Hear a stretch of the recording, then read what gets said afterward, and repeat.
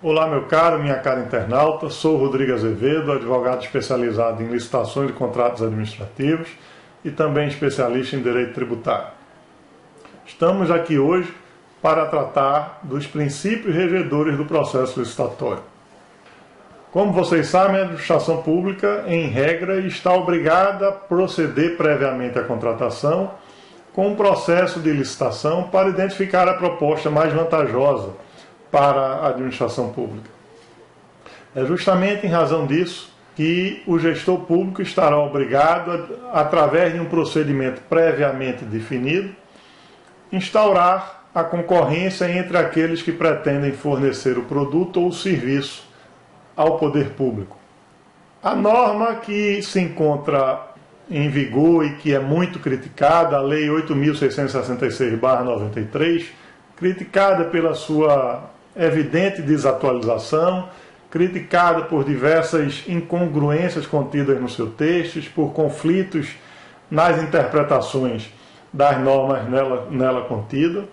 Apesar dessa desatualização, é inequívoco que ela ainda é muito utilizada. Apesar de hoje nós termos vigorando aí o sistema do pregão presencial, pregão eletrônico, o sistema do regime diferenciado de contratação, para muitas contratações, a lei de licitação, a lei federal 8.666/93, ainda é a norma utilizada pelo gestor público.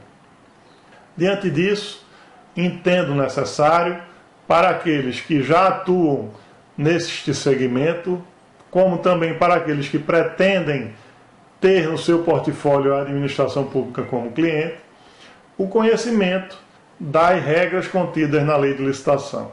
E o melhor caminho para ter uma atuação prudente e eficiente junto ao poder público, como fornecedor ou prestador de serviço, é conhecer as regras basilares dessa lei 8.676, ou seja, conhecer as normas que fundamentam todo o processo licitatório.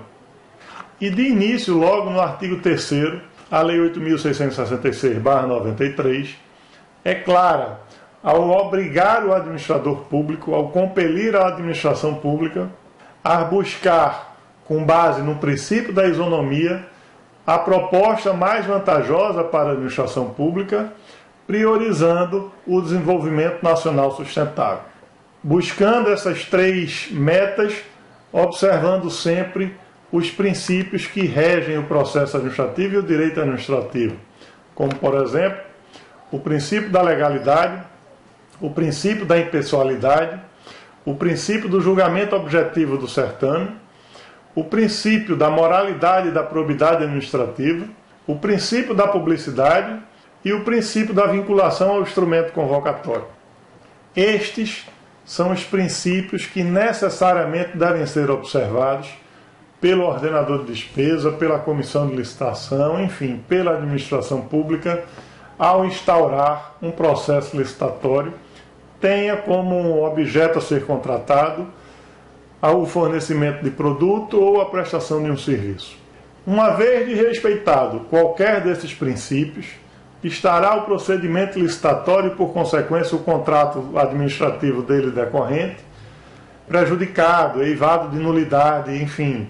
Este ato administrativo terá que ser corrigido e, em muitos casos, enseja na anulação do contrato, na nulidade do contrato, pois se o ato principal, ou seja, se o processo licitatório foi nulo, por consequência, o contrato administrativo que dele decorreu também é nulo.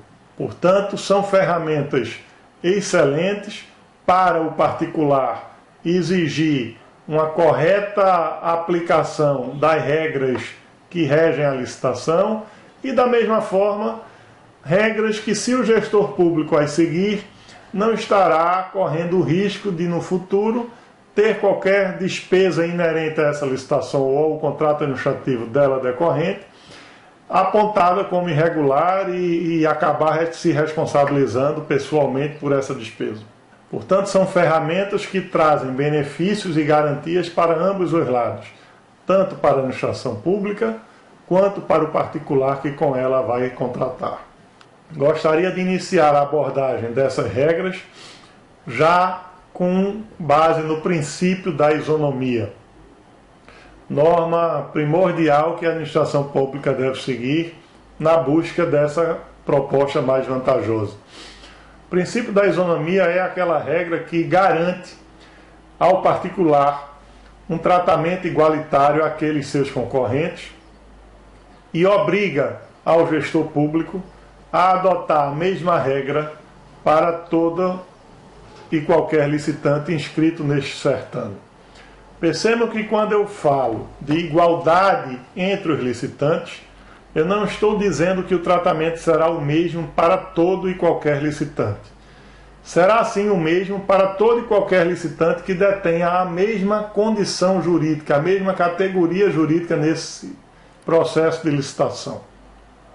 Um exemplo de exceção está nas microempresas e nas empresas de pequeno porte em relação a qualquer outro licitante que não se enquadre nessa condição jurídica. A Lei Complementar número 123, ela garante às microempresas e às empresas de pequeno porte uma condição privilegiada no processo licitatório. Portanto, observar o princípio da isonomia é tratar com igualdade os iguais e tratar de forma desigual aqueles que detenham uma condição diferenciada em razão de definição em lei. Desta forma, apesar do tratamento diferenciado, o princípio da isonomia estará sim sendo observado e garantido, tendo em vista que o tratamento diferenciado será decorrente de uma definição, de uma disposição contida em uma norma legal vigente. Observado o princípio da isonomia, passamos à identificação da proposta mais vantajosa para a administração pública. Isto não necessariamente implica na contratação da proposta mais barata, ou seja, da proposta de menor valor financeiro. Contratar a proposta mais vantajosa da administração pública é contratar aquela que, seguindo as regras contidas no edital, possibilitará à administração pública a obtenção do melhor custo-benefício.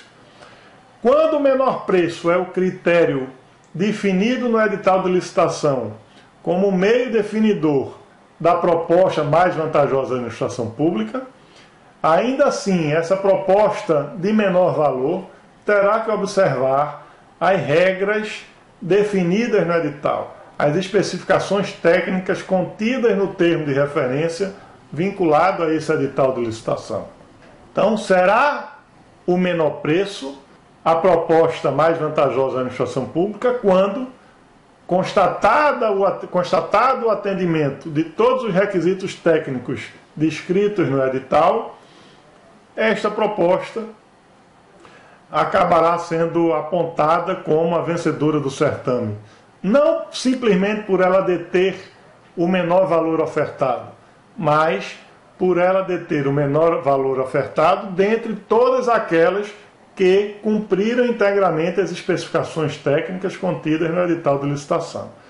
Então, o melhor custo-benefício neste caso, evidentemente, será aquela de menor valor, visto que se deu a constatação do integral atendimento dos requisitos técnicos exigidos. Abordada a questão relativa à identificação da proposta mais vantajosa para a administração pública, passamos ao terceiro pilar que deve ser buscado pelo gestor público, que é a promoção do desenvolvimento nacional sustentável.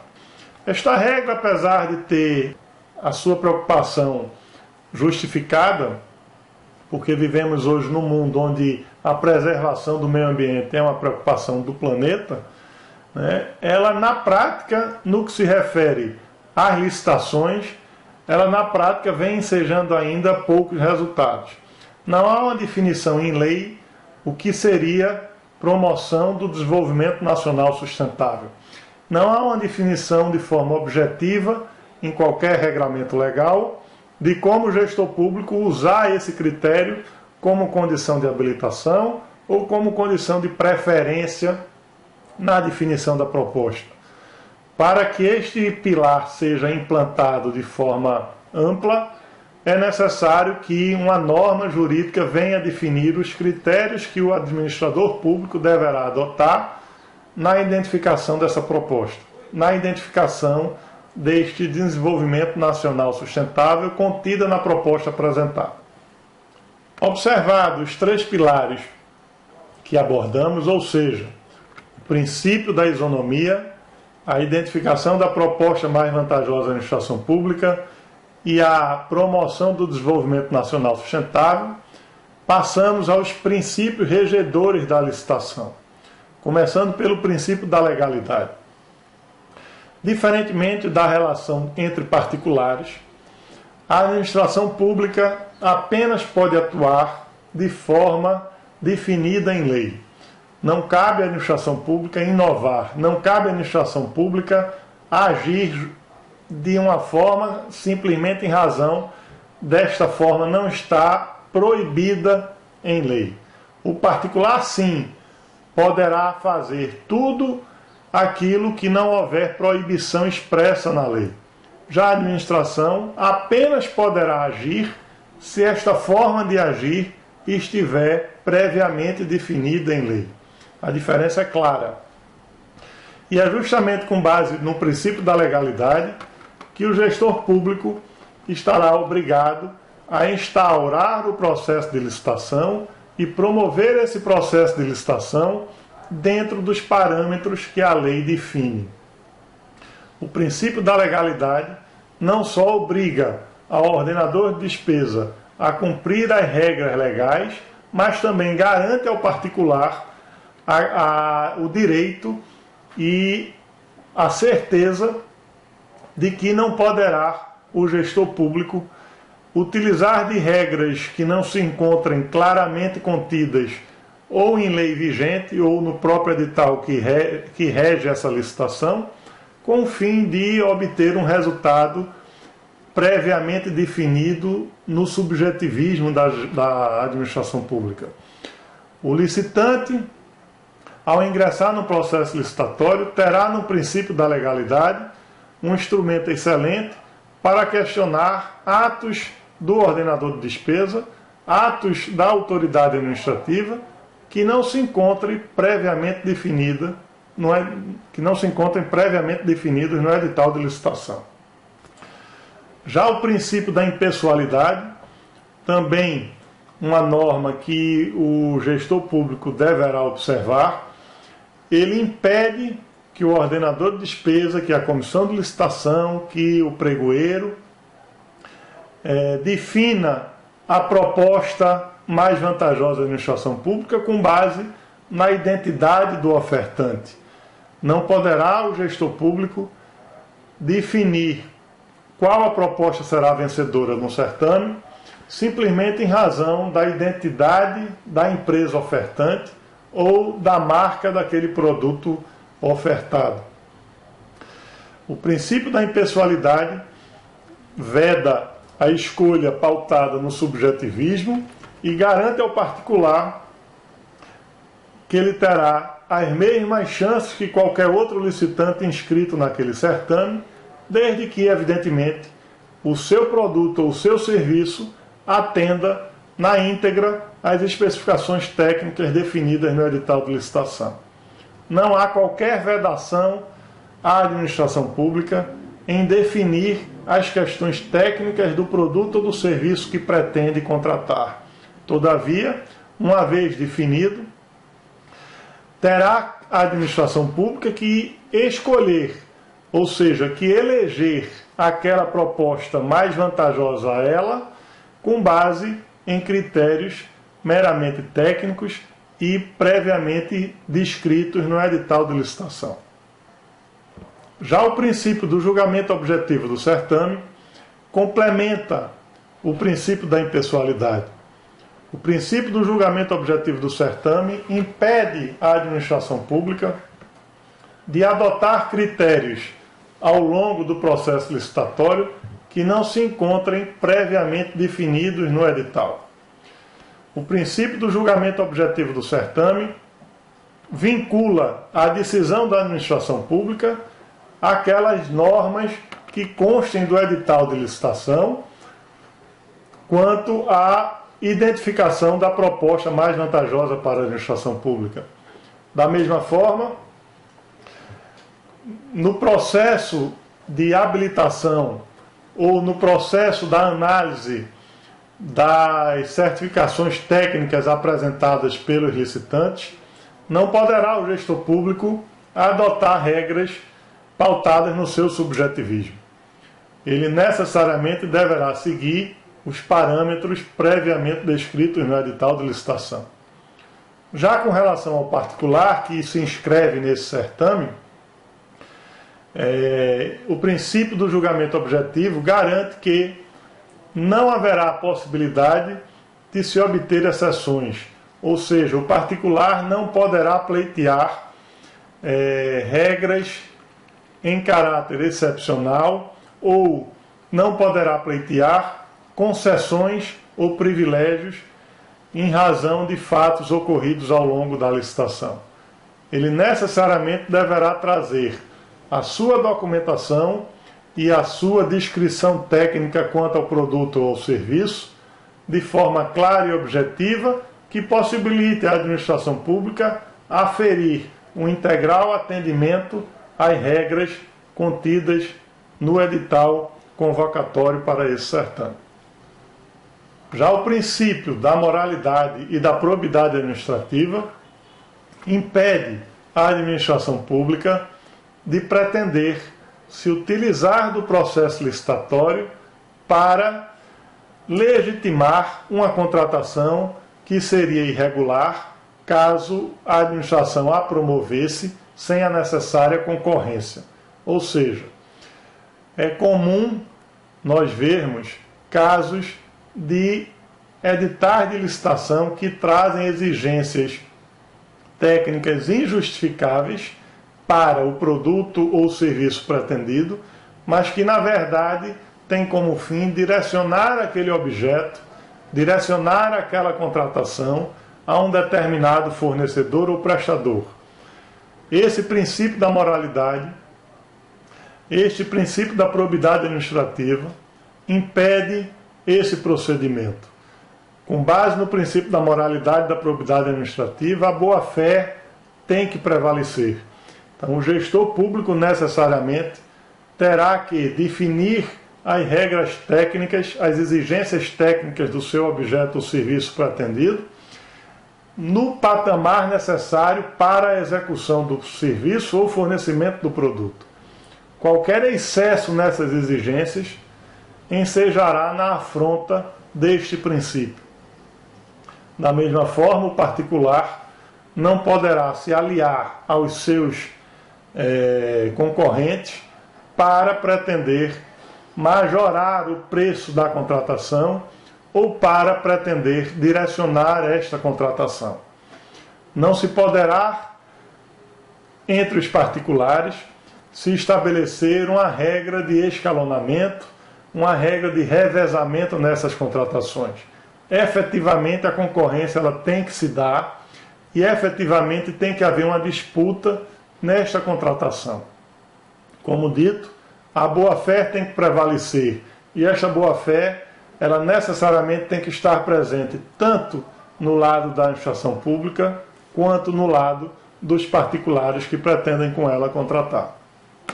O princípio da publicidade tem como fim levar ao conhecimento do maior número de possíveis licitantes aquela licitação instaurada, ou seja, aquele desejo da administração pública em contratar o fornecimento do produto ou a prestação do serviço.